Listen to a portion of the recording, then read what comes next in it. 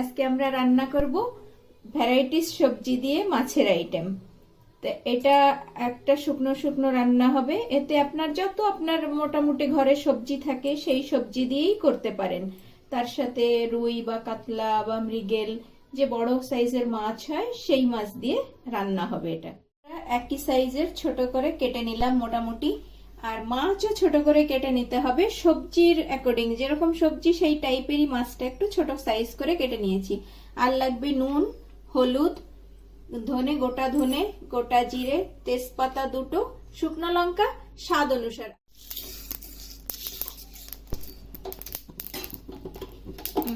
এটা ঢিমা আছে, dry roast হয়ে গেছে, কিন্তু এই ড্রাই রোস্টটা একটুখানি লাল লাল হবে, কিন্তু একটু ভালো ভাজা হবে। কম ভাজা হলে কিন্তু সেন্টটা থাকবে না, এর একটা ভাজা সেন্ট আসা দরকার। গরম করে মাছগুলো ভেজে নেব সুন্দর করে লাল করে।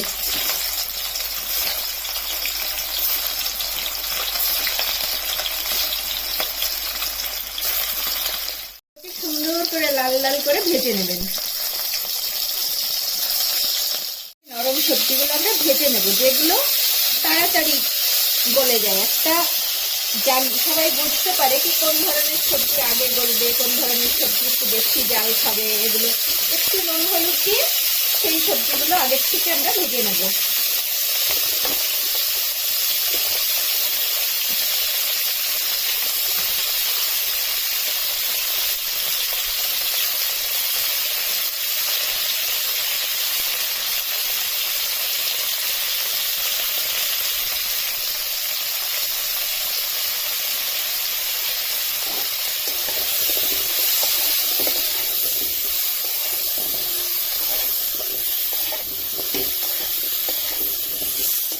সাপলানো হয়ে গেছে, এর মধ্যে আরো নরম সবজিগুলো দেব, যেগুলো শিম, বেগুন, যেগুলো খুবই নরম সেগুলো দেব।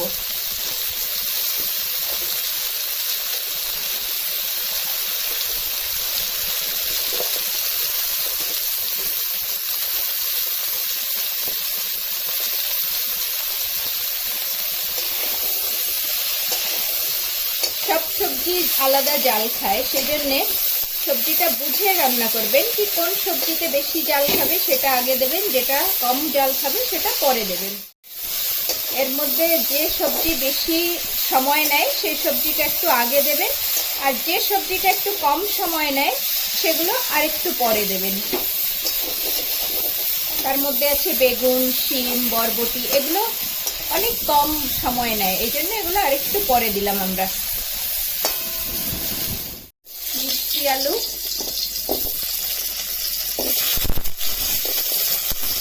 গোল আলু আর গাজরগুলো দেব। এগুলো সব থেকে বেশি সময় নেয়, এই জন্য এগুলো একটু আলাদা করে দিচ্ছি। আর এটা ভাজার জন্য পরে একটু জলের ছিটা দিতে হবে, যাতে ভালো করে সুসিদ্ধ হয়।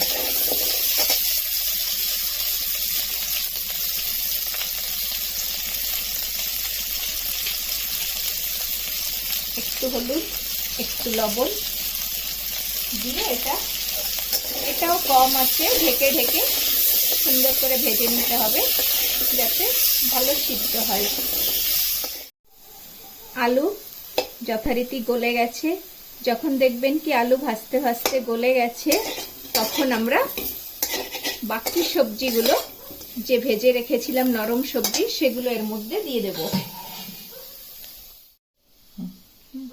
আগের যে নরম সবজিগুলো ভেজে তুলে রেখেছিলাম, এখন সেই সবজিগুলো আলুর সাথে মিশিয়ে দেব।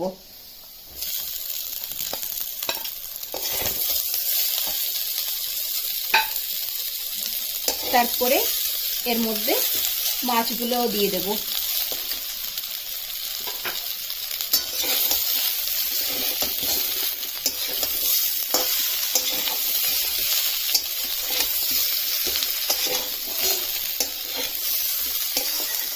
ড্রাই রোস্ট করেছিলাম সেটাকে গুঁড়ো করে নিয়েছি, এবার এই গুঁড়ো মশলাটা এর সঙ্গে মিশিয়ে দেব।